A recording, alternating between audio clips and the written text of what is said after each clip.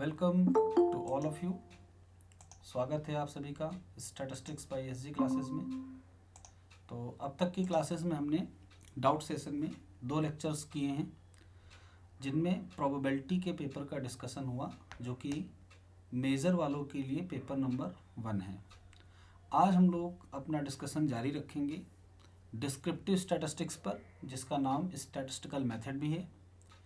तो इस पेपर में सिलेबस बड़ा है, कॉन्सेप्ट को पूरी तरीके से कम क्लासेस में एक्सप्लेन कर पाना बहुत ही मुश्किल है। फिर भी मेरी कोशिश रहेगी कि आपको वो छोटे छोटे क्वेश्चंस हम करवा दें जिनके आने की संभावनाएं पेपर में ज़्यादा हैं और वो इम्पॉर्टेंट भी हैं। तो उनमें जो भी कॉन्सेप्ट यूज़ होगा हम उसको आपको समझाएंगे। फिर भी अगर कहीं आपको कोई डाउट रहता है तो आप पूछ सकते हैं। हमने इस पेपर के सेक्शन को 2 पार्ट्स में डिवाइड किया है। पहले पार्ट में हम छोटे क्वेश्चंस को टारगेट करेंगे ताकि आपको कॉन्फिडेंस रहे कि हाँ, आप इस पेपर को कर पाएंगे। पहले ही दिन अगर मैं बहुत ज़्यादा डिटेल में जाने लगे तो आपको ऐसा हो सकता हो कि चीज़ें समझ के बाहर होने लगें। तो सेकंड सेशन में हम टारगेट करेंगे उन बड़े क्वेश्चंस पे जो एग्ज़ाम में सेट हैं कि आते ही आते हैं और आपको पूरे नंबर देके जाएंगे। तो इस पेपर का जो रोल है आपके पूरे स्टैटिस्टिकल जीवन में, पूरी लाइफ में, अगर आपने ये पेपर ढंग से पढ़ा है तो उसका फ़र्क पड़ेगा। यानी आगे चलकर आप जब स्टैटिस्टिक्स को पढ़ेंगे तो बिना इस पेपर को अच्छे से पढ़े आपकी समझ स्टैट्स में वैसे नहीं होगी। इसके जो टॉपिक हैं, attribute, theory of attributes, regression analysis, correlation, measure of dispersion, measure of central tendency, ये सब बेसिक्स ऑफ स्टैट्स है। और बेसिक में भी जो रिग्रेशन थ्योरी है वो तो आगे बहुत ही यूज़ होती है। तो हमने आज के इस सेशन में 3 पेपर्स का डिस्कशन करने का सोचा है। एक हमने लिया है 2012 का पेपर जो बैक पेपर रहा है, एक हमने 2012 का मेन पेपर लिया है और एक लिया है 2013 का पेपर। इनमें आए हुए छोटे क्वेश्चंस और बड़े क्वेश्चंस वो जो कॉन्सेप्चुअल हैं, न्यूमेरिकल के फॉर्म में हैं या उनमें कुछ नया है, उनको भी हमने टारगेट किया है। हमने सिर्फ छोड़ा है तो उनको जो क्वेश्चन प्योरली थ्योरेटिकल हैं, यानी अगर आपके पास बुक है या नोट्स हैं तो आप आसानी से उनको कवर कर सकते हैं। तो चलिए बिना समय गंवाए हम स्टार्ट करते हैं। लेकिन आप लोगों से रिक्वेस्ट है कि अगर आपको लेक्चर्स अच्छे लगते हैं, रियली आप अगर उनको पसंद करते हैं, तो कमेंट बॉक्स में कमेंट ज़रूर करें यूट्यूब चैनल पर और इनको शेयर करें। कमेंट तभी करिए जब आपको लगे कि हाँ, ये आपके लिए यूज़फुल है। और कमेंट में आप पॉजिटिव भी कर सकते हैं और अगर कोई लगता है आपको कहीं कोई कमी है तो वो भी आप मुझे बता सकते हैं। चलिए स्टार्ट करते हैं। तो आज का हमारा पहला क्वेश्चन 2012 के बैक पेपर से है। Why do we have 2 line of regression. वैसे तो ये क्वेश्चन थ्योरेटिकल है, लेकिन फिर भी हमने इसको अपने सेशन में लिया है इसलिए क्योंकि आपको नहीं क्लियर हो पाता है कि हम रिग्रेशन की 2 लाइन्स क्यों लेते हैं, उनका रीज़न क्या है 2 लाइन्स को लेने का। तो सबसे पहले तो आपको रिग्रेशन के लाइन के बारे में पता होना चाहिए, ये लाइन होती क्या है। तो हम आपको थोड़ा सा इंट्रोडक्शन देंगे कि रिग्रेशन लाइन होती क्या है। आप स्टैटिस्टिकल पॉइंट ऑफ व्यू से भले उसे ना लिख पाए, लेकिन आप आज समझ जरूर जाएंगे कि रिग्रेशन लाइन क्या होती है। रिग्रेशन से मिलता जुलता टर्म है कोरिलेशन। कोरिलेशन को अगर हम डिफाइन करें तो कोरिलेशन होता है रिलेशनशिप बिटवीन 2 वेरिएबल्स। अब ये 2 वेरिएबल्स क्या हो सकते हैं, जैसे कि हमने एक को ले लिया प्रेशर, दूसरे को ले लिया वॉल्यूम, तो क्या इनमें रिलेशनशिप होगी। एक को हमने ले लिया इनकम, दूसरे को ले लिया एक्सपेंडिचर, तो क्या इनमें रिलेशनशिप होगा। ऐसे बहुत सारे वेरिएबल्स हैं जिनमें आपस में रिलेशनशिप होती है। जब हम रिलेशनशिप को मेज़र करते हैं तो उसको कहते हैं correlation. Correlation is the linear relationship between the variables according to Karl Pearson. जब इनके बीच की हम लीनियर रिलेशनशिप को कैलकुलेट करते हैं तो उसे हम कोरिलेशन कहते हैं। कोरिलेशन को आर से रिप्रेजेंट किया जाता है और इसका फॉर्मूला होता है covariance of X Y divided by under root variance X into variance Y. अगर इसकी वैल्यू 0 आती है तो हम कहते हैं कि random variables are uncorrelated, means X और वाई में कोई कोरिलेशन नहीं है। अगर इसकी वैल्यू +1 आती तो हम कहते हैं X and Y are perfectly positively correlated. Perfect का मतलब ये हुआ कि जो इंक्रीमेंट एक्स में होगा वो वाई में होगा, या सिमिलरली जो वाई में हो रहा है वही एक्स में होगा। -1 में क्या होता है, निगेटिव कोरिलेशनशिप होती है, जैसे एक बढ़ता है तो दूसरा घटता है। जैसे हम अगर प्रेशर को बढ़ाएं तो वॉल्यूम हमेशा क्या होगा, कम होगा, इन्वर्सली प्रोपोर्शनल होते हैं। तो अगर जितना प्रेशर बढ़ा उतना ही वॉल्यूम में कमी आई, यानी इनका रेशियो इक्वल रहा, तो हम इसको कहते हैं निगेटिवली कोरिलेटेड। कोरिलेशन जब हमको समझ में आया तब हम आते हैं रिग्रेशन पे। रिग्रेशन क्या होता है? रिग्रेशन भी रिलेशनशिप होती है। ये ऐसी रिलेशनशिप होती है जिसमें हम पास्ट के डेटा पे स्टडी करते हुए फ्यूचर की प्रेडिक्शन भी करते हैं।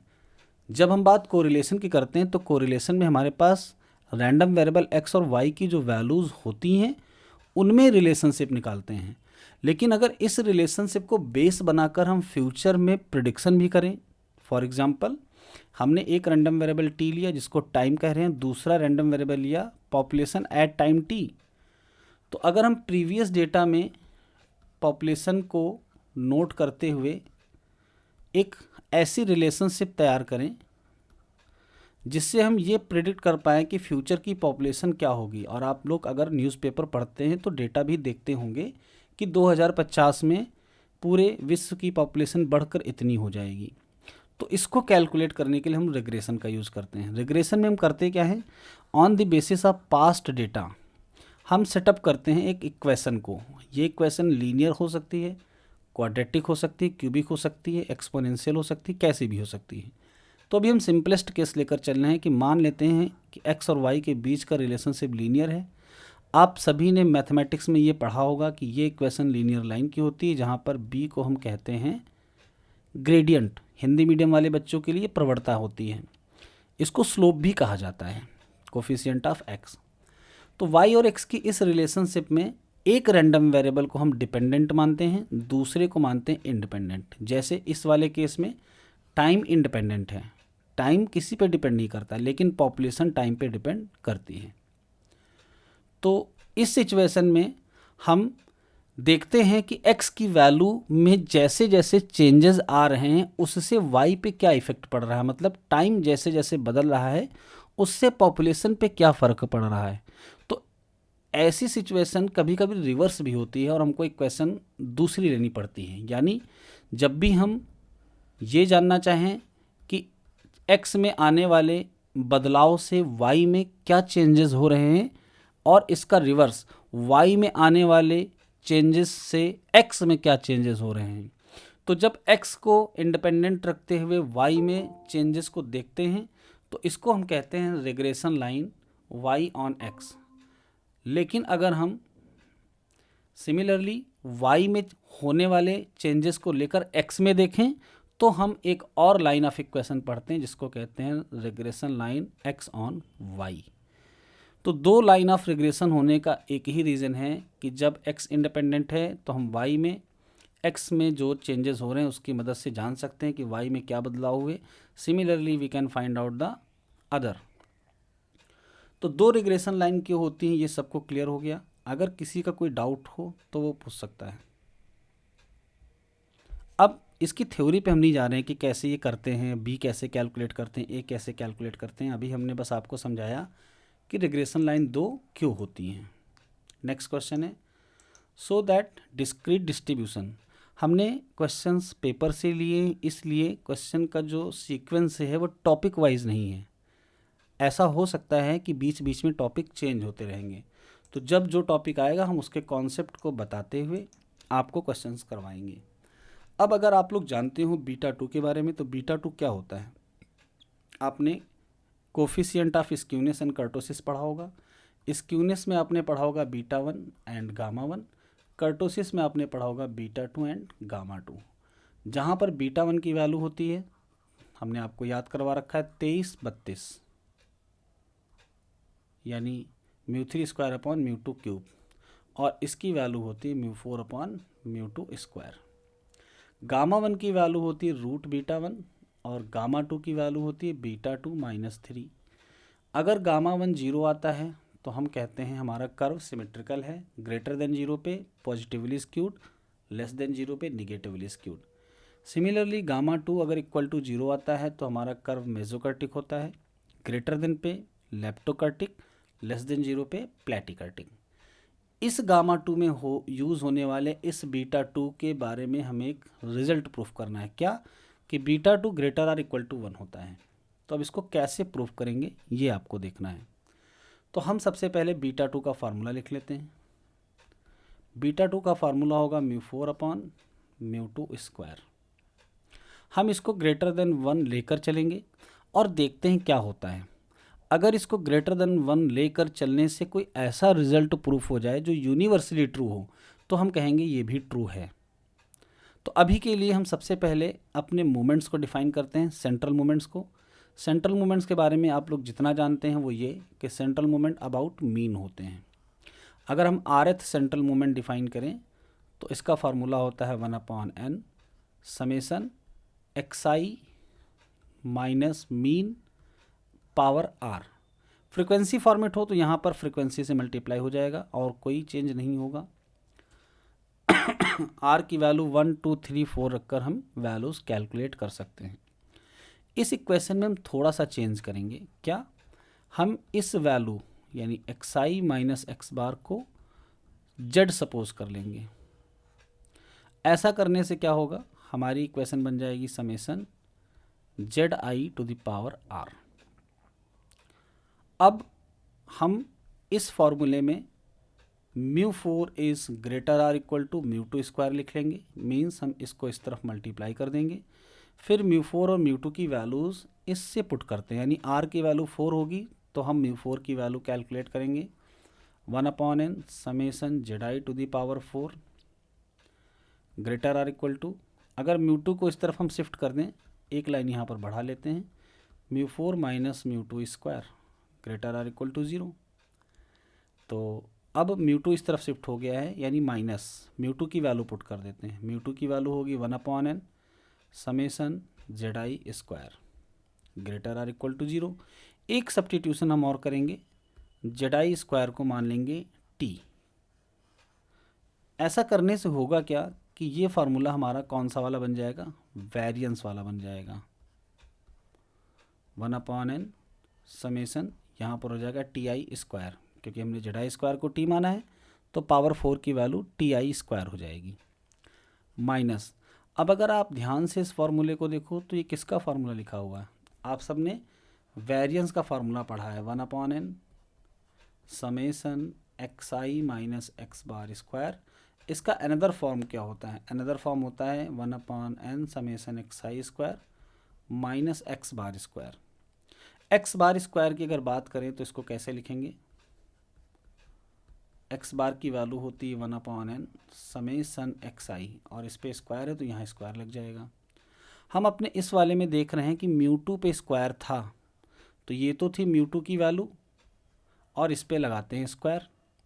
अब जब zi स्क्वायर को t पुट कर दिया तो ये स्क्वायर भी अभी ऊपर रहेगा और अब ये t बार बन गया according to formula of mean, ti square minus t bar square greater or equal to 0। और इसको हम लिख सकते हैं t का वेरिएंस, यानी ti minus t bar square greater or equal to 0। और वेरिएंस के बारे में सबको पता है कि ये ग्रेटर आर इक्वल टू 0 होता है। तो जब हम इस रिज़ल्ट को लेकर चले तब हमने प्रूफ किया ये, और ये होता है यूनिवर्सली ट्रू। इसका मतलब हम जिसको लेकर चले थे वो भी सही है, हेंस प्रूव्ड। तो ये इंपॉर्टेंट क्वेश्चन है आपके लिए और इसके आने की संभावनाएं हैं, ज़्यादा संभावनाएं हैं, इसलिए आप इसको तैयार करिए और इजी है, आसानी से तैयार कर सकते हैं। एक क्वेश्चन आपके प्रीवियस एग्जामिनेशन में आया है, find the most plausible values of x and y from the following equation. तो ये बहुत ही आसान है, लेकिन अगर आपको पता है तो, अगर आपको पता ही नहीं है कि ये कैसे किया जाएगा तो ये कठिन भी है आपके लिए। इसको करने का सिंपल सा एक तरीका होता है कि हम एक फंक्शन u बनाते हैं जो इन इक्वेशंस के स्क्वायर से बनता है, लेकिन याद रखना स्क्वायर करते समय इस साइड पे 0 होना चाहिए। अगर ये इक्वेशन लिखी होती x minus 5y equal to -4 तो हम पहले इसको इसमें कन्वर्ट करते हैं तब आगे प्रोसीड करते हैं। जब सारी इक्वेशंस इक्वल टू 0 हो जाएंगी तो हम u को इनके स्क्वायर के फॉर्म में लिखेंगे, यानी x minus 5y plus 4 square के सम के फॉर्म में, 2x minus 3y plus 5 whole of square plus x plus 2y minus 3 square plus 4x plus 3y plus 1 square. तो एक फंक्शन हमने u बनाया जो कि इन इक्वेशंस के स्क्वायर के सम से बना है। अब कुछ नहीं करना है, इस u को x के रिस्पेक्ट में डिफ्रेंशिएट करके इक्वल टू 0 रखना है। सिमिलरली u को y के रिस्पेक्ट में डिफ्रेंशिएट करके इक्वल टू 0 रखना है।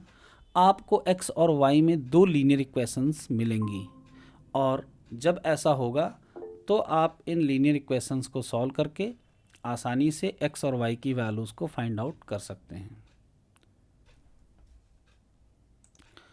तो x और y की ये जो वैल्यूज़ होंगी वो मोस्ट प्लेसेबल वैल्यूज़ होंगी। अब ये आपके लिए होमवर्क है कि आप इस इक्वेशन को x और y में डिफ्रेंशिएट करिए, इक्वल टू 0 पुट करिए, फिर जो दो इक्वेशन आ रही हैं उनको साइमल्टेनियसली सॉल्व करके निकालिए। चलिए नेक्स्ट क्वेश्चन पे आते हैं। ये क्वेश्चन आपके यूनिट 4 पेपर 2 यूनिट 4 से रिलेटेड है, थ्योरी ऑफ एट्रीब्यूट से।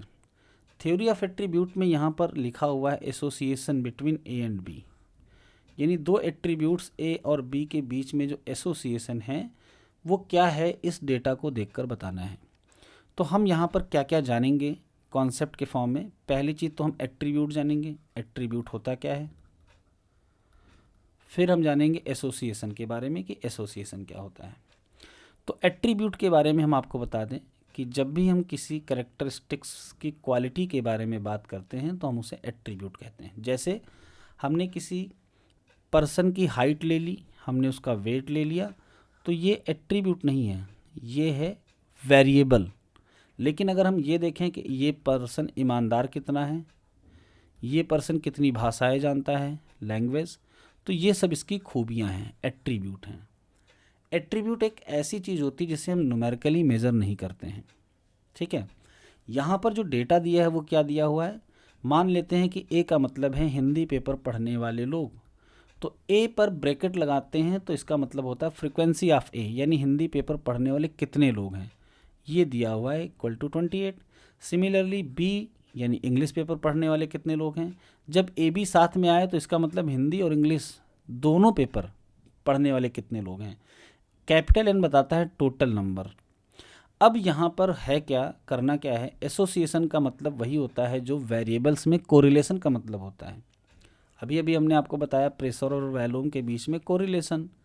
तो जब वेरिएबल होते हैं तो हम उनके बीच में जो कनेक्शन है उसको निकालने के लिए कोरिलेशन कैलकुलेट करते हैं। लेकिन अगर वेरिएबल की जगह एट्रीब्यूट्स आ जाएं तो हम इनके बीच में क्या कनेक्शन है, डिपेंडेंसी है या इंडिपेंडेंसी है, को पता करने के लिए एसोसिएशन वर्ड यूज़ करते हैं। तो दो वेरिएबल एसोसिएटेड हैं, इसका मतलब ये कि किसी एक की वजह से दूसरा आ रहा है। जैसे हम ये कहें कि क्रिमिनल और पुअर ये आपस में एसोसिएटेड हैं, इसका क्या मतलब हुआ कि जो पुअर व्यक्ति है वो ज़्यादा क्रिमिनल होता है। तो ऐसा कंडीशनल है, कभी कहीं ऐसा हो सकता है कि गरीब आदमी को अगर पैसे का लालच दिया जाए तो वो ऐसे कामों को करने को तैयार हो जाता है जो कि लॉ के अकॉर्डिंग नहीं होते हैं। तो मे भी इधर कोई कनेक्शन दिखे और हो भी सकता हो कि ना दिखे, पुअर पर्सन ऑनेस्ट भी ज़्यादा होता है। तो ये एक तरीके का एसोसिएशन है जो इनकी क्वालिटी के बारे में कनेक्शन को चेक करता है कि कोई एक क्वालिटी किसी दूसरी क्वालिटी पे क्या डिपेंड है। चलिए देखते हैं। तो इसमें करना क्या है, हमें ये चेक करना है दिए हुए डेटा से कि क्या एट्रीब्यूट ए और के बी के बीच में कोई एसोसिएशन है। तो एसोसिएशन को चेक करने का फॉर्मूला आप लिखिए, A B is equal to A into B by N. अगर ये दोनों इक्वल आ गए, यानी ये वैल्यू इस वैल्यू के इक्वल आई, तो हम कहेंगे देयर इज नो एसोसिएशन। अगर ए बी की वैल्यू ग्रेटर आ गई किससे, इस वैल्यू से, तो हम कहेंगे पॉजिटिव एसोसिएशन। पॉजिटिव एसोसिएशन का मतलब एक के बढ़ने से दूसरा भी बढ़ेगा। सिमिलरली अगर लेस आई तो हम कहेंगे एसोसिएशन कैसा है, निगेटिवली। अब एसोसिएशन के बारे में हम ये जान जाएंगे कि वो है या नहीं, लेकिन कितना, उसकी अगर हम इंटेंसिटी को कैलकुलेट करना चाहें तो हम एक फार्मूला यूज़ करते हैं क्यू। क्यू को कहते हैं यूल्स कोफिशिएंट ऑफ एसोसिएशन। ये कैसे कैलकुलेट होता है, इसके लिए हम एक फार्मूला याद रखेंगे। फार्मूले को याद रखना बिल्कुल आसान है। यहाँ पर हम थोड़ा सा आपको और बताएंगे। जैसे ए का मतलब है हिंदी पेपर को पढ़ना, तो इसका रिवर्स होता है अल्फ़ा, इसका मतलब होता है हिंदी पेपर को ना पढ़ना। सिमिलरली अगर बी का मतलब है इंग्लिश पेपर को पढ़ना, तो बीटा का मतलब है इंग्लिश पेपर को ना पढ़ना। कंबाइंड फ्रिक्वेंसी देखें तो ए बी का मतलब है जो दोनों हिंदी और इंग्लिश पढ़ रहा है, यहाँ पर आएगा अल्फ़ा बी। अल्फ़ा बी का मतलब होता है कि जो इधर हिंदी ले लो इधर इंग्लिश, ये वो पर्सन्स हैं जो हिंदी का नहीं पढ़ रहे हैं लेकिन इंग्लिश का पढ़ रहे हैं। सिमिलरली यहाँ पर आएगा ए बीटा, यहाँ पर अल्फ़ा बीटा। अब यूल्स कोफिशिएंट्स को कैलकुलेट करने का फार्मूला होता है this into this minus this into this, यानी हम लिखेंगे ए बी की फ्रिक्वेंसी अल्फ़ा बीटा की frequency minus frequency of A beta into alpha B, और नीचे इसी को प्लस में लिखेंगे, सेम रहेगा बट माइनस की जगह पे प्लस आ जाएगा। तो अगर हम इसकी कैलकुलेशन करते हैं तो हम एसोसिएशन की इंटेंसिटी भी जान जाते हैं कि कितना एसोसिएशन है। तो हमको यहाँ पर बस ये बताना है कि एसोसिएशन है या नहीं, ये कैलकुलेशन हमें नहीं करनी है। चलिए एसोसिएशन है या नहीं, इसके लिए ए बी की वैल्यू 12 है, ये लिख लेते हैं। ए की वैल्यू है 28, बी की वैल्यू है 38 डिवाइडेड बाई 60। अब इसको सॉल्व करके देखिए क्या ये 12 के बराबर आ रहा है, बड़ा आ रहा है या फिर छोटा आ रहा है। जैसा आएगा उसके हिसाब से आप अपना इंटरप्रिटेशन देंगे। इक्वल आने पर नो एसोसिएशन, बड़ा आने पर पॉजिटिवली और छोटा आने पर निगेटिवली। तो आप ये फिर कर लेंगे, बताइए।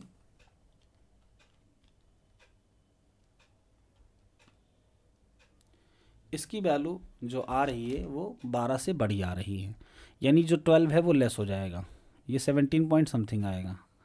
तो ऐसे सिचुएशन में हम कैसी एसोसिएशन कहेंगे, ए और बी में कैसा एसोसिएशन है, पॉजिटिव या निगेटिव? लेस होने पर निगेटिव एसोसिएशन। निगेटिव एसोसिएशन को कभी कभी हम कहते हैं डिस एसोसिएशन, ठीक है, मतलब नॉट एसोसिएटेड। चलिए आगे बढ़ते हैं नेक्स्ट क्वेश्चन की तरफ। ये क्वेश्चन आप अगर पेपर उठाकर देखेंगे तो आपने 10 साल का पेपर अगर देखा तो कम से कम 8 बार ये ज़रूर मिलेगा। और इसको लगाने के लिए हमें कुछ कॉन्सेप्ट्स की ज़रूरत है। काई स्क्वायर का कॉन्सेप्ट सीखेंगे, तो इसको आज की लिस्ट में हम नहीं रखेंगे, अगली क्लास जब होगी तब हम इस पर डिस्कशन करेंगे कि कैसे होगा। 2012 का बैक पेपर फिनिश हो गया है, अब हम आते हैं 2012 मेन पेपर पे। तो चलिए इनमें पहले कुछ क्वेश्चन ऑब्जेक्टिव आए हैं जो कि आपके लिए कॉन्सेप्चुअल हैं, देखते हैं कैसे हम इनको प्रूफ करते हैं। पहला क्वेश्चन है the correct relationship between arithmetic mean, geometric mean and harmonic mean. तो आप में से कोई बताना चाहेगा कि इसका सही आंसर क्या है?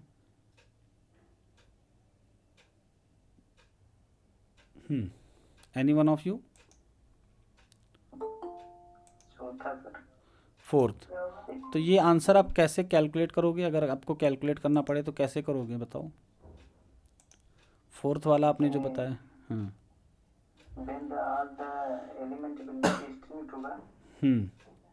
तो सर AM ग्रेटर देन और equal to GM greater than और इक्वल टू HM होगा।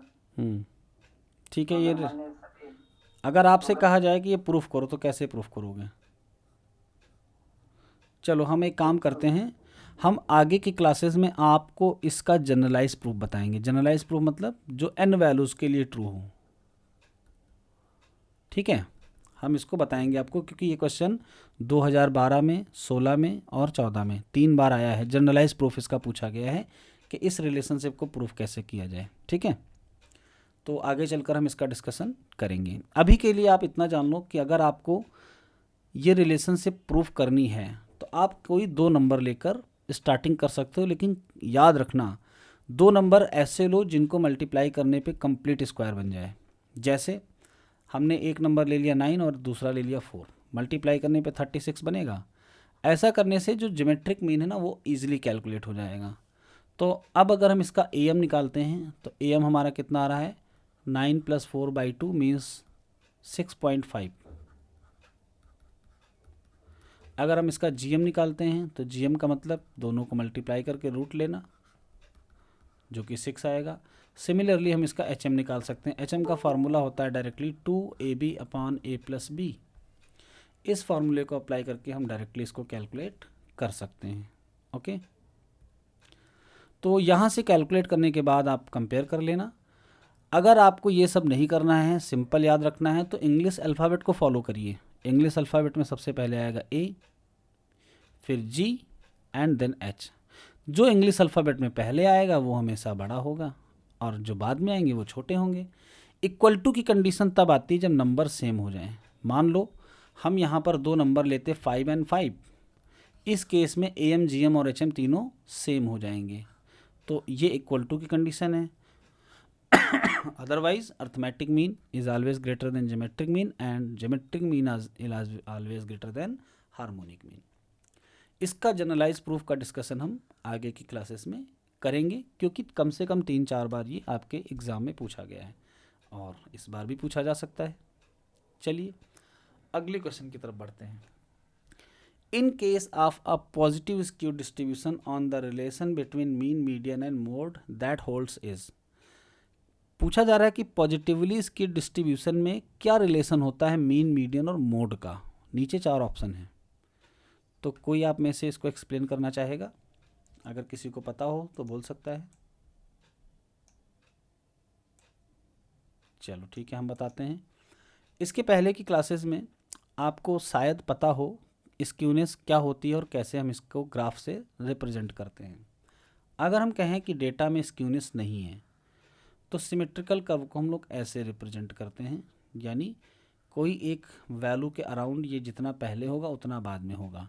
सिमेट्रिकल कर्व में मीन, मीडियन और मोड तीनों सेम होते हैं।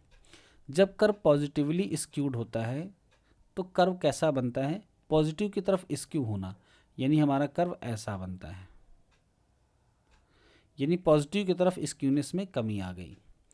इस सिचुएशन में मोड वैल्यू ये होती है, मोड वैल्यू के बाद मीडियन वैल्यू आती है और इसके बाद आती है मीन वैल्यू। तो अगर आपसे मैं पूछूं कि इन तीनों में क्या रिलेशनशिप है, कौन बड़ा है कौन छोटा है, तो आप आंसर करिए ज़रा, देखते हैं क्या आंसर करेंगे। जल्दी करिए, कौन बड़ा है? चलो निगेटिवली स्क्यूड को देख लो। निगेटिवली स्क्यूड का मतलब निगेटिव की तरफ सिमेट्री में कमी। यहाँ पर होगा मोड, यहाँ पर होगा मीडियन, मीडियन हमेशा मिड पे रहेगा, ये बात याद रखना, और यहाँ पर होगा मीन। तो पहले वाले फिगर में बताओ कि मीन, मीडियन, मोड के बीच में क्या रिलेशन है, कौन बड़ा है कौन छोटा है? सबसे बड़ा कौन दिख रहा है आपको?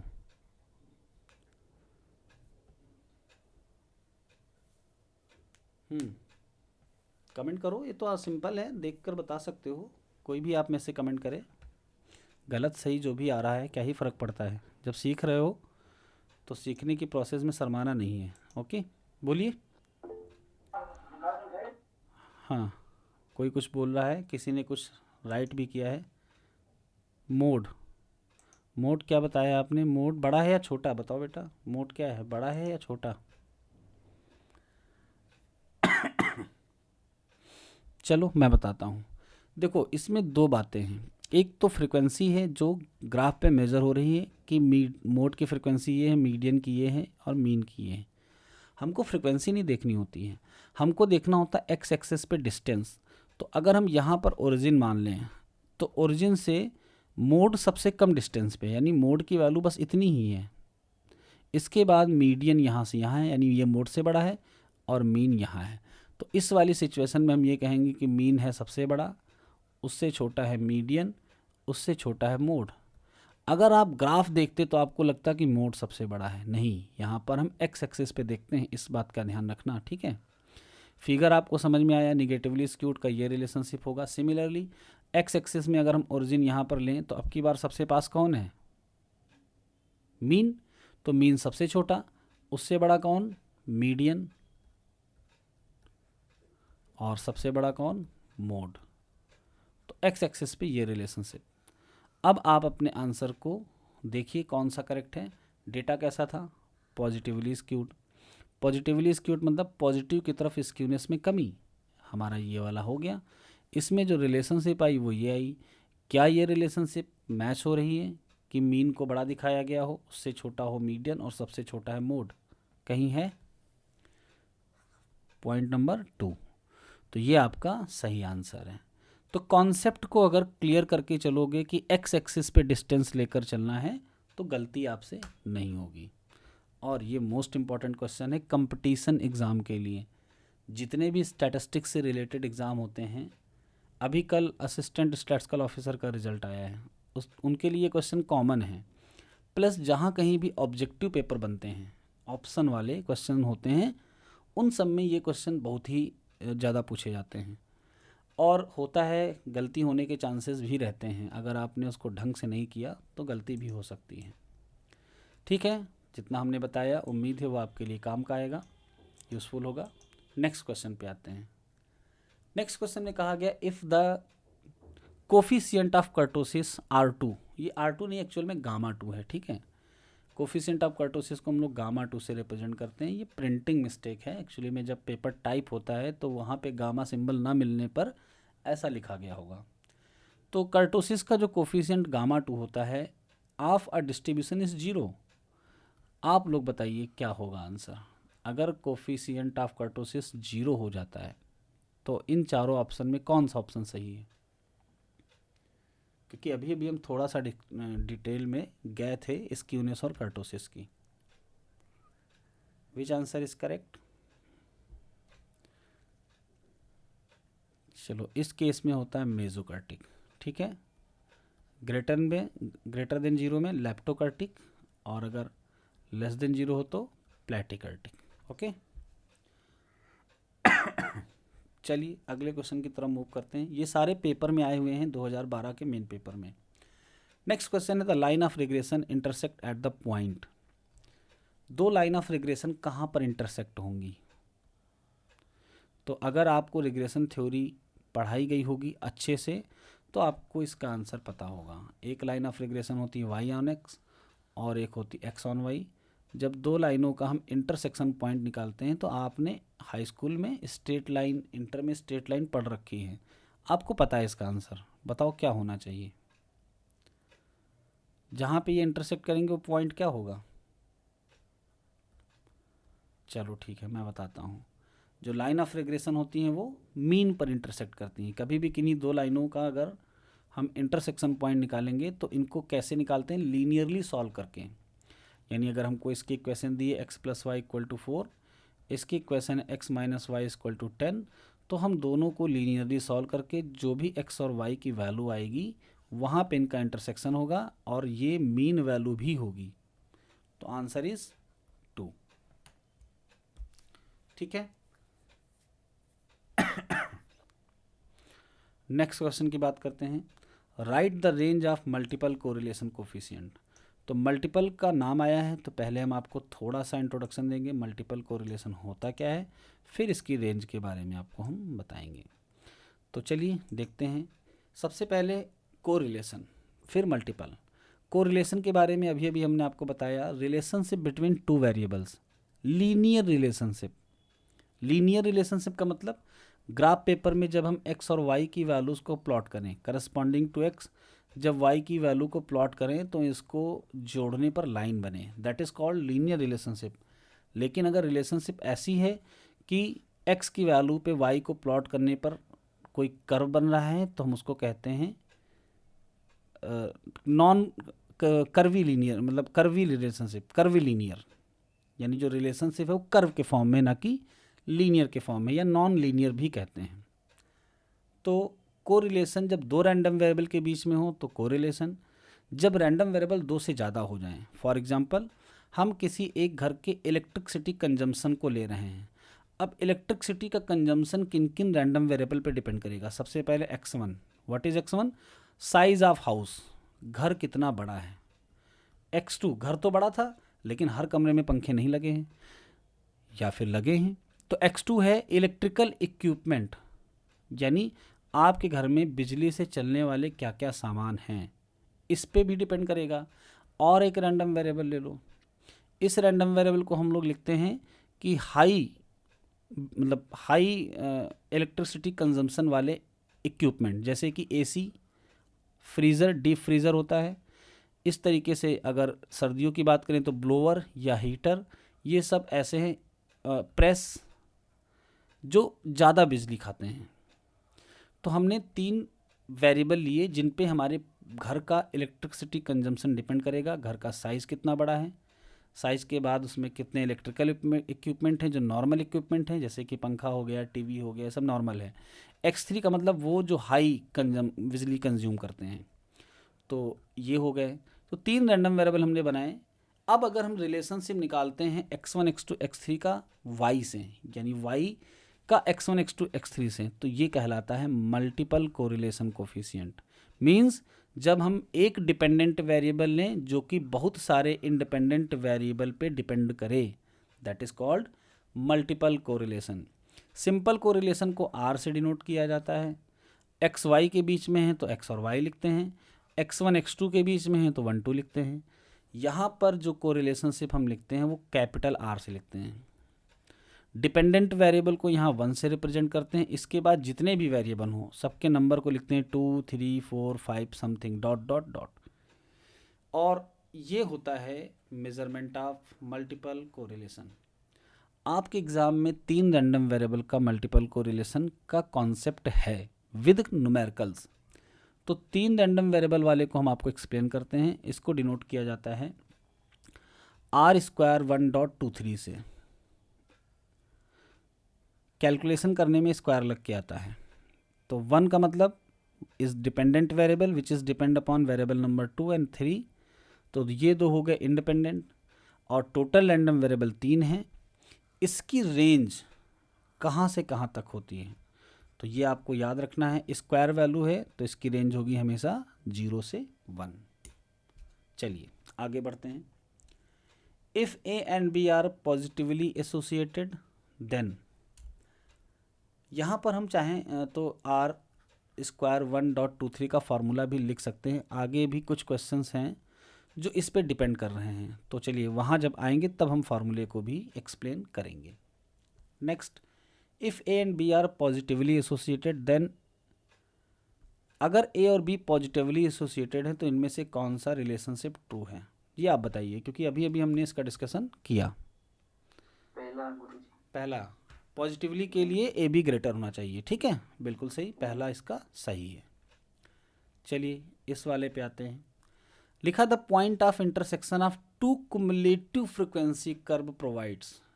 तो आप में से सभी लोग कुमुलेटिव फ्रिक्वेंसी कर्व के बारे में जानते हो, और अगर जानते हो तो ये 2 होते हैं, इनके बारे में जानते हो। अगर ये 2 होते हैं तो इनके नाम क्या क्या हैं? एक को हम लेस देन टाइप कहते हैं, एक को मोर देन टाइप कहते हैं। ऐसा क्यों? नाम इनका less than type more than type क्यों है? कुमुलेटिव फ्रिक्वेंसी कर्व का एक नाम और है ओजाइप, अगर आपने पढ़ा हो तो, less than type and more than type. तो चलो हम आपको कुमुलेटिव फ्रिक्वेंसी का कॉन्सेप्ट भी बता देते हैं और फिर बताते हैं कि इनके इंटरसेक्शन पॉइंट से हमें क्या मिलता है। वैसे आप में से कितने लोग आंसर करना चाहेंगे कि अगर हम कुमुलेटिव फ्रिक्वेंसी कर्व का इंटरसेक्शन पॉइंट देखें तो हमें दिए हुए ऑप्शन में से क्या मिल जाएगा? मीन, मीडियन, मोड या फिर फर्स्ट क्वार्टाइल?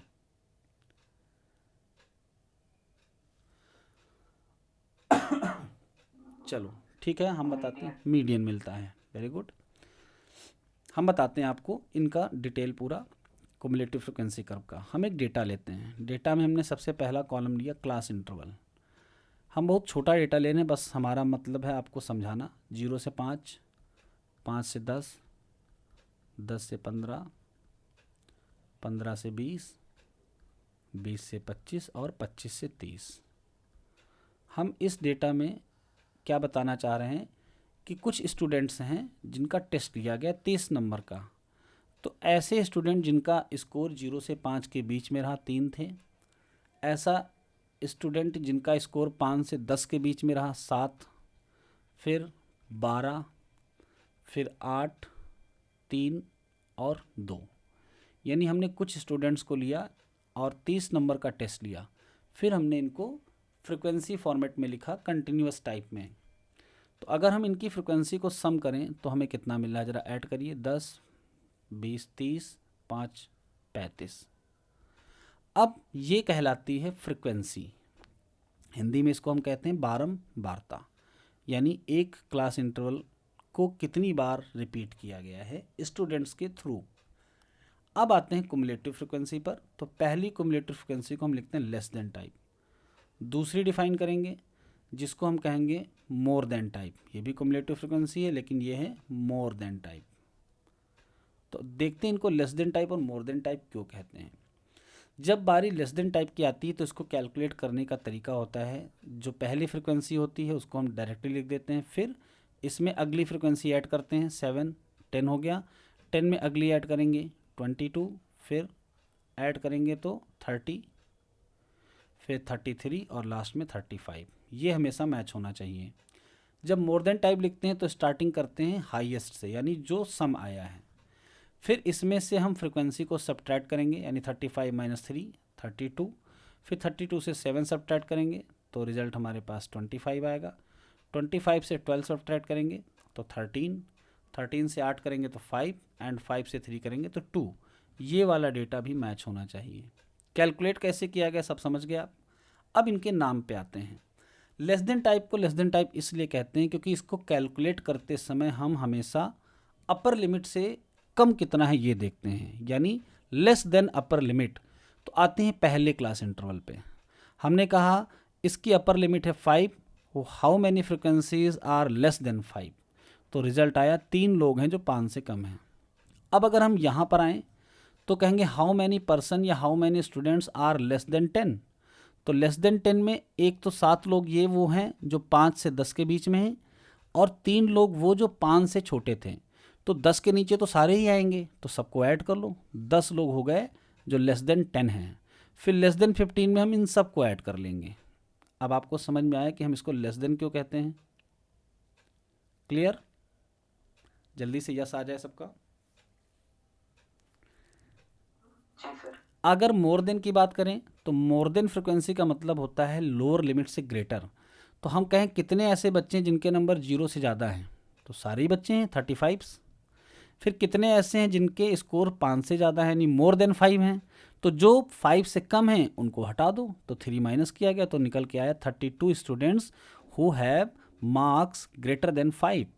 अब 10 से ग्रेटर कितना है, तो इसके लिए यहाँ ये भी क्वांटिटी हटा दो 7, 32 से 7 हटाया तो 25। तो आई थिंक क्लियर हो गया आपको। अब आते हैं प्लॉटिंग पे। कैसे इसको प्लॉट करेंगे हम। प्लॉट करना आपको सीखना है, क्योंकि प्लॉट करने के बाद ही आप यहाँ से फ्रिक्वेंसी बता सकते हैं।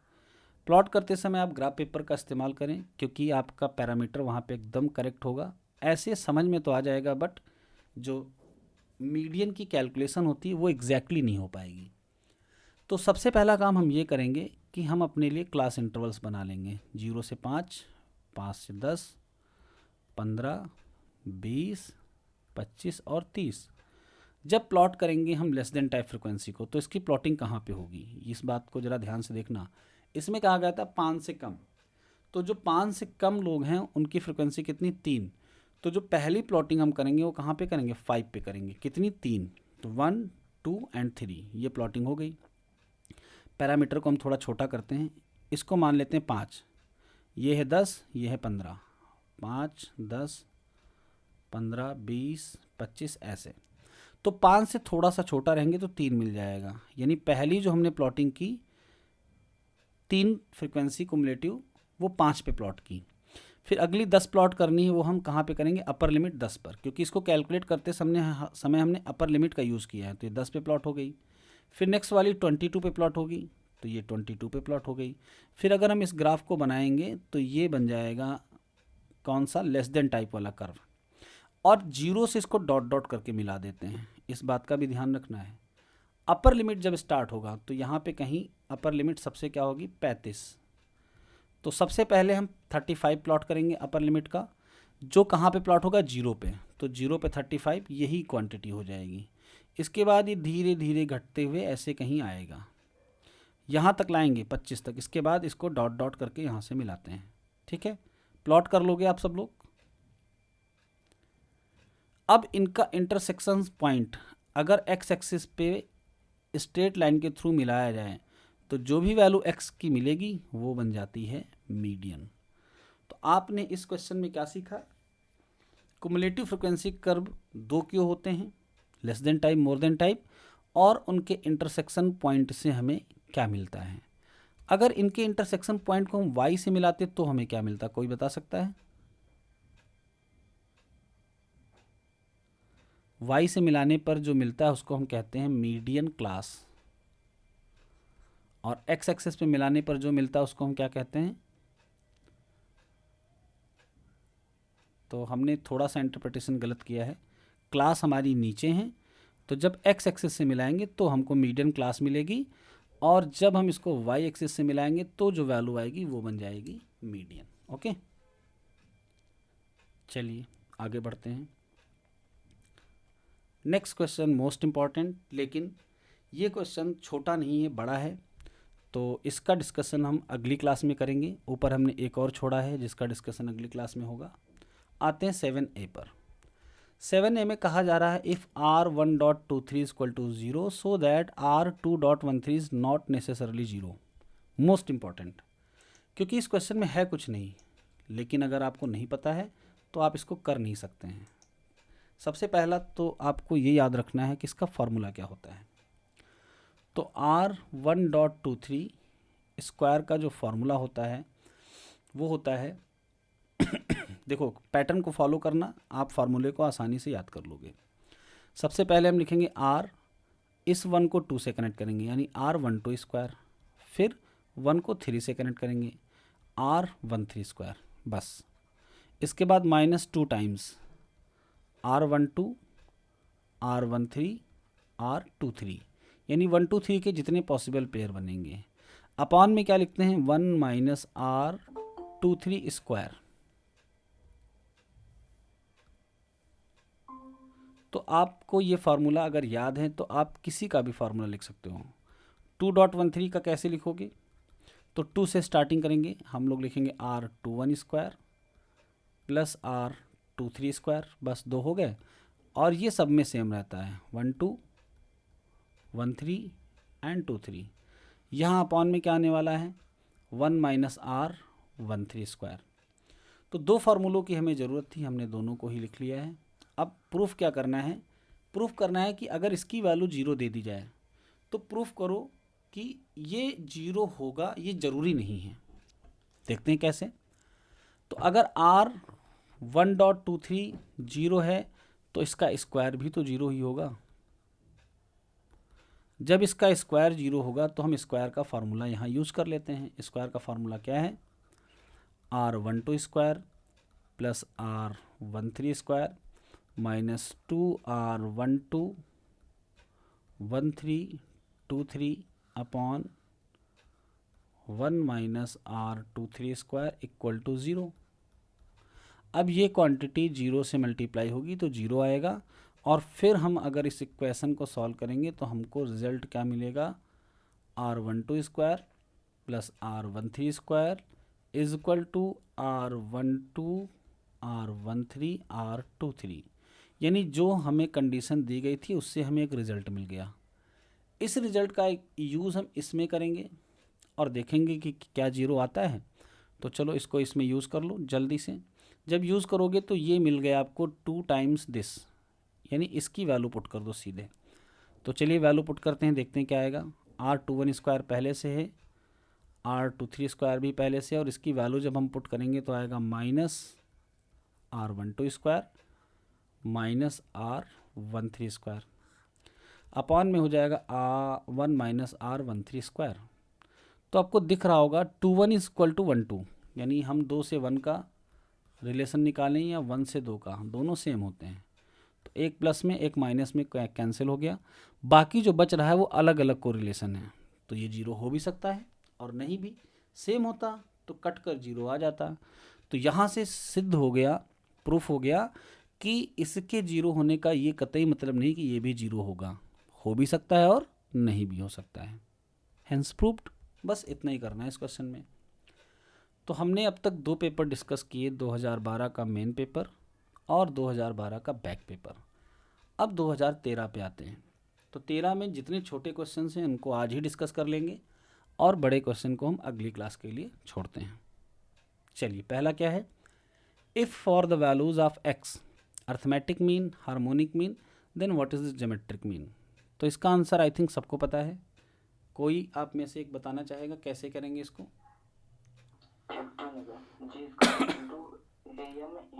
एच एम, हाँ, G square equal to A into H. ये रिलेशनशिप आपको याद रखनी है। ये रिलेशनशिप आती कैसे है? आप कुछ मत करो, 2 नंबर का अर्थमेटिक मीन, ज्योमेट्रिक मीन और हार्मोनिक मीन लिख लो, आपको पता चल जाएगा। ये ए बी का अर्थमेटिक मीन है, ज्योमेट्रिक मीन क्या होगा, ये होगा, और हार्मोनिक मीन क्या होता है, 2ab upon a plus B.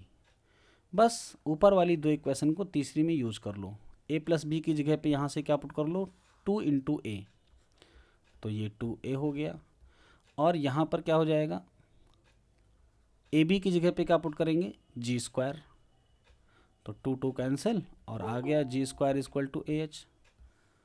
तो G square equal to A H में आप ए और एच की वैल्यू पुट कर दो, जी की वैल्यू मिल जाएगी। ओके, चलिए आगे बढ़ते हैं नेक्स्ट क्वेश्चन की तरफ। C, for a symmetrical distribution the coefficient of skewness. ये तो अभी भी करवा चुके हैं। सिमेट्रिकल के लिए स्क्यूनेस का कोफिशिएंट क्या होगा, सबको पता है, 0 है ना। Next, the value of coefficient of kurtosis beta 2 can be. Coefficient of kurtosis beta 2 की वैल्यू हो सकती है less than 3, greater than 3, equal to 3, all the above. तो गामा 2 की वैल्यू होती है बीटा 2 माइनस 3। अब अगर बीटा 2 की वैल्यू 3 रहे तो ये हमेशा 0 आएगा, 3 से बड़ी रहे तो ये हमेशा प्लस में आएगा, बीटा 2 अगर 3 से छोटा होगा तो ये हमेशा निगेटिव आएगा। तो जो गामा 2 की वैल्यू है वो 0 भी होती है, पॉजिटिव भी होती है और निगेटिव, यानी बीटा 2 की वैल्यू भी 3 हो सकती है, उससे बड़ी भी हो सकती है और उससे छोटी भी। तो which option is correct, all the above. Next पे आते हैं। नेक्स्ट क्वेश्चन आपका जुड़ा हुआ है रिग्रेशन लाइन से। आज हम आपका इस आंसर इसका आपको बता देंगे, लेकिन इसका जो डिटेल डिस्कशन है वो रिग्रेशन में हम करेंगे, क्योंकि इसके कुछ क्वेश्चंस ऐसे आते हैं जिनमें 2 इक्वेशन दी जाती हैं और कहते हैं कि इन दोनों इक्वेशन से पता करो रिग्रेशन कोफिशिएंट्स क्या हैं और साथ ही साथ पता करो वेरिएबल्स के बीच का कोरिलेशन क्या है। तो ऐसे क्वेश्चंस को हम कुछ आपको करके दिखाएंगे। इस क्वेश्चन में एक कमी है, क्या, हम आपको बताते हैं। जब भी हमारे पास 2 रिग्रेशन लाइन होती हैं, एक होती है y ऑन x और एक होता है x ऑन y। तो y ऑन x में जब रिग्रेशन कोफिशिएंट लिखते हैं तो हम इस तरीके से लिखते हैं, जिसको हम स्लोप या ग्रेडियंट भी कहते हैं। x ऑन y में हम इसको इस तरीके से लिखते हैं। कंडीशन होती है कि अगर इन दोनों में से कोई भी एक ग्रेटर देन 1 हो जाए तो दूसरा हमेशा 1 से छोटा होगा, लेकिन अगर इन दोनों में से कोई एक छोटा हो 1 से तो दूसरे के बारे में हम कोई कमेंट नहीं कर सकते हैं। वो 1 से छोटा भी हो सकता है और 1 से बड़ा भी हो सकता है। अब अगर इस क्वेश्चन में ये कहा गया होता कि ये ग्रेटर देन 1 है तो हम कहते other must be less than 1, लेकिन यहाँ कहा गया है लेस देन 1। तो लेस देन 1 के केस में दोनों सिचुएशंस ट्रू हो सकती हैं। हम ये आपको प्रूफ करके दिखाएंगे विद एग्जाम्पल। तो यहाँ पर वैसे तो आंसर 2 करेक्ट है क्योंकि और कोई अप्रोप्रिएट आंसर नहीं है, लेकिन अगर किसी एक ऑप्शन में होता लेस और ग्रेटर देन 1 तो हम इसको प्रेफर करते हैं। और हम आपको जब प्रूफ करके दिखाएंगे तब आपको दिखेगा कि लेस देन 1 होने पर दूसरा छोटा और बड़ा दोनों हो सकता है, लेकिन अगर एक ग्रेटर देन 1 है तो other must be less than 1। ये हमेशा ज़रूरी है कि अगर एक 1 से बड़ा है तो दूसरा हमेशा 1 से छोटा होगा। तो पॉइंट आप लोग याद रखेंगे। चूँकि यहाँ पर ऑप्शन आपका अप्रोप्रिएट नहीं है तो आप सेकंड को लगा सकते हैं। चलो, जो क्वेश्चन ये है इसका प्रूफ आपके अब जो बीएससी का सेम 1 का सिलेबस है उसमें नहीं है, ये हायर क्लासेस के लिए है, बट आंसर आपको याद रखना है। एक्स और वाई का कोरिलेशन कोफिशिएंट अगर रो है तो इनके स्क्वायर के बीच में जो कोरिलेशन कोफिशिएंट होगा वो रो स्क्वायर होगा। प्रूफ जब आपको समय आएगा तब हम बताएंगे, अभी के लिए आप इसका बस आंसर जान लीजिए। Next, with 3 attributes x, y and z the number of ultimate class frequency. तो जिन लोगों ने थ्योरी ऑफ एट्रीब्यूट पढ़ रखा है उनके लिए बहुत आसान है। हम कॉन्सेप्ट पे इसलिए नहीं जाएंगे क्योंकि कॉन्सेप्ट को बताना ज़्यादा समय लेना है और ये भी हो सकता हो कि आप कंफ्यूज हो जाएं। अभी के लिए आप बस इतना याद रखो कि अल्टीमेट क्लास फ्रिक्वेंसी का फार्मूला होता है 2⁴n, जहाँ पर n होता है नंबर ऑफ एट्रीब्यूट। अब आप इसका आंसर आसानी से बता सकते हो। चलिए बताइए कितना आंसर होगा। 3 एट्रीब्यूट हैं। अल्टीमेट क्लास फ्रिक्वेंसी के बारे में हम आपको थोड़ा सा बता देते हैं। हमने 3 एट्रीब्यूट लिए A, B और C। तो हम कह रहे हैं उन लोगों को जो तीनों को बिलोंग करते हों। जो तीनों को बिलोंग करेंगे उनको हम कहते हैं अल्टीमेट क्लास फ्रिक्वेंसीज। तो A और B और C को बिलोंग करने वाले, लेकिन मान लो कुछ लोग ऐसे हैं जो A को बिलोंग करते हैं, B को करते हैं, लेकिन C को नहीं करते हैं, तो ये भी अल्टीमेट क्लास फ्रिक्वेंसी होती है जिसमें तीनों आ जाएं। कुछ लोग A और C को करते हैं लेकिन B को नहीं करते हैं। सिमिलरली कुछ लोग B और C को करते हैं लेकिन A को नहीं करते हैं। तो एक तो ये बन जाएगा आपका, सबसे पहला ABC बन गया, फिर 3 ये बने, फिर 3 और बनते हैं। कौन से? कुछ लोग A को करते हैं लेकिन B और C दोनों को बिलोंग नहीं करते हैं। फिर कुछ लोग B को करते हैं, A और C को नहीं करते हैं। एंड कुछ लोग C को करते हैं लेकिन A और B को नहीं करते हैं। तो कितनी क्लास फ्रिक्वेंसीज अल्टीमेट बनी? 3, 3, 6, 1, 7। अभी एक और बनेगी, ऐसे लोग जो तीनों क्लास को बिलोंग ना करें। तो आ गया 2⁴n, 2⁵, यानी अल्टीमेट क्लास फ्रिक्वेंसीज कितनी बनती हैं? 8। अगर आपको अभी भी अल्टीमेट फ्रिक्वेंसीज क्लियर ना हुआ हो तो आप मुझे बताइए, मैं एक छोटे से एग्जांपल से आपको समझाता हूँ कि अल्टीमेट क्लास फ्रिक्वेंसीज क्या होती हैं। जल्दी, हाँ या ना?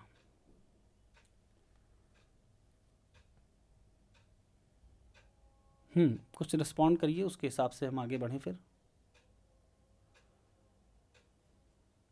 चलो ठीक है, फिर हम आगे बढ़ते हैं। For comparison of 2 different series the best measure of dispersion. जब 2 सीरीज़ का कंपैरिजन करना हो तो डिस्पर्सन का सबसे अच्छा मेज़र क्या होता है? स्टैंडर्ड डिविएशन, टिक कर लीजिए, इसीलिए इसको स्टैंडर्ड कहते हैं। चलिए आगे, what do you understand by dispersion. तो ये तो थ्योरेटिकल है, आपको करना है। इसको हमने इसलिए पेस्ट किया था, इसका एक पार्ट है जिसमें लिखा है so that for any discrete distribution the mean deviation from mean is less than standard deviation. ये आपके लिए मोस्ट इंपॉर्टेंट है, इसका प्रूफ हम आपको अगली क्लास में करवाएंगे। जितने बड़े क्वेश्चन हैं वो सब हम अगली क्लास में टारगेट करेंगे। नेक्स्ट है define moments of a distribution, ये आपको करना है, थ्योरेटिकल है। Derive an expression for the rth central moments in terms of raw moment, आपको rth का रॉ के टर्म में फार्मूला बताना है। हमने जिस वजह से इसको लिया है बस ये प्रूफ हम आपको करवाएंगे। Proof that the frequency distribution, इस फ्रिक्वेंसी डिस्ट्रीब्यूशन के लिए β2 ग्रेटर आर इक्वल टू β1। β2 क्या है आप जानते हैं, कोफिशिएंट ऑफ कर्टोसिस, और β1 है कोफिशिएंट ऑफ स्क्यूनेस। तो इन दोनों में रिलेशनशिप होगी, ये हम आपको अगली क्लास में करवाएंगे। लेकिन इस रिलेशनशिप को प्रूफ करने के लिए आपको एक कॉन्सेप्ट आना चाहिए जिसको हम कहते हैं क्वाड्रेटिक इक्वेशन। तो आज हम आपको ये तो ज़रूर सिखा देंगे कि क्वाड्रेटिक इक्वेशन क्या होती है, ताकि आप अच्छे से अगली क्लास में इस प्रूफ को कर पाओ। तो पेपर फिनिश करते हैं, फिर क्वाड्रेटिक इक्वेशन की बात करते हैं। नेक्स्ट क्वेश्चन है so that the correlation coefficient R between 2 random variable u and v, यानी u और v के कोरिलेशन कोफिशिएंट r का ये फार्मूला प्रूफ करना है, जहाँ पर सिग्मा u, सिग्मा v और sigma u minus V are the standard deviation of u v and u minus v। चलिए देखते हैं कैसे हम इसको प्रूफ कर पाते हैं। सभी को पता है सिग्मा स्क्वायर का मतलब वेरिएंस होता है और सिग्मा का मतलब स्टैंडर्ड डेविएशन। अब अगर वेरिएंस x का है तो हम इसको सिग्मा एक्स स्क्वायर लिखते हैं, अगर स्टैंडर्ड डेविएशन x का है तो इसको सिग्मा x लिखते हैं, u का है तो सिग्मा u स्क्वायर और स्टैंडर्ड डेविएशन है तो सिग्मा u। सिमिलरली अगर हम u माइनस वी का वेरिएंस लिखें, variance of u minus V, तो हम इसको लिखेंगे sigma square u minus V. अब आपने वेरिएंस u माइनस वी के फार्मूले को पढ़ रखा है, कैसे? Variance of x plus variance of y minus 2 times covariance of u and v। यहाँ पे u कर लो और v कर लो। अब u के वेरिएंस को हम लोग लिखेंगे सिग्मा u स्क्वायर, वी के वेरिएंस को लिखेंगे सिग्मा वी स्क्वायर। कोवेरिएंस का कोरिलेशन से कनेक्शन है। अगर कोरिलेशन हम u और v की लिखें तो इसको क्या लिखेंगे, covariance u comma v under root variance u and variance v। यहाँ से कोवेरिएंस की ज़रा वैल्यू निकालिए, देखिए क्या आ रही है। तो कोवेरिएंस u v का आएगा r u v इंटू ये मल्टीप्लाई हो जाएगा, इसको लिख लो sigma u and sigma v। तो चलिए कोवेरिएंस की वैल्यू पुट कर देते हैं, 2 times sigma u sigma v और correlation between u and v। अब आप इस इक्वेशन को सॉल्व करते हुए r की वैल्यू निकाल लो, वही आपका आंसर हो जाएगा। कैसे r की वैल्यू निकलेगी, हम इस -2 टाइम्स को इस तरफ ट्रांसफ़र कर लेते हैं, तो 2 sigma u sigma v into r, और इसको इस तरफ ट्रांसफ़र कर देते हैं, sigma u square sigma v square minus sigma u minus v square. अब r की वैल्यू निकालने के लिए हम 2 सिग्मा u और सिग्मा v से डिवाइड कर देंगे, और देखिए आपका रिज़ल्ट प्रूफ हो गया। तो आपको भले ही ये लग रहा हो कि ये इतना आसान नहीं है, लेकिन ये इतना कठिन भी नहीं था, बस करने का तरीका पता होना चाहिए। ओके, चलिए आगे बढ़ते हैं। नेक्स्ट है so that the angle between the two line of regression, ये भी अगली क्लास में आपको करवाएंगे। ये वाला जो लास्ट वाला है 7A, ये हम आज आपको करवाएंगे और क्वाड्रेटिक इक्वेशन बताएंगे। बस आज की क्लास यहीं पे हम फिनिश करेंगे। इसमें क्या प्रूफ करना है, ये लेस आर इक्वल टू 1 होता है। इसको प्रूफ करने के लिए सिंपल है, आप फार्मूला अप्लाई करो r स्क्वायर 1.23 का। इस फार्मूले में इसकी रेंज होती है 0 से बड़ी और 1 से छोटी। तो किसको लेकर चलें ताकि ये प्रूफ हमारा हो जाए, तो अगर इस वाले को लेकर चलेंगे तो हमारा प्रूफ ईजिली हो जाएगा, यानी r square 1.23 is greater than 0।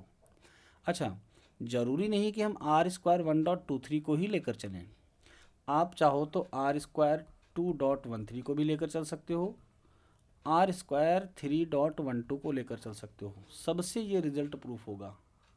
तो मैं एक से करके दिखाऊंगा आपको, बाकी से आप करना। हम यहाँ पर r स्क्वायर 1.23 की वैल्यू पुट करते हैं, r12 square plus r13 square minus 2 times r12 r13 r23।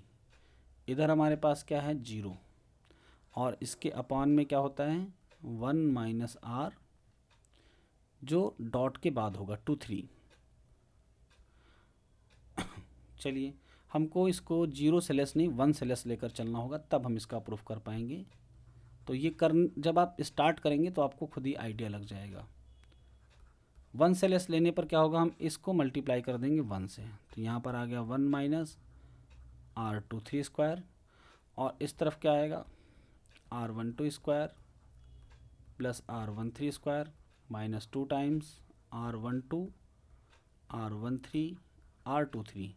अब इस क्वांटिटी को हम इस साइड शिफ्ट करेंगे तो ये प्लस में आ जाएगी।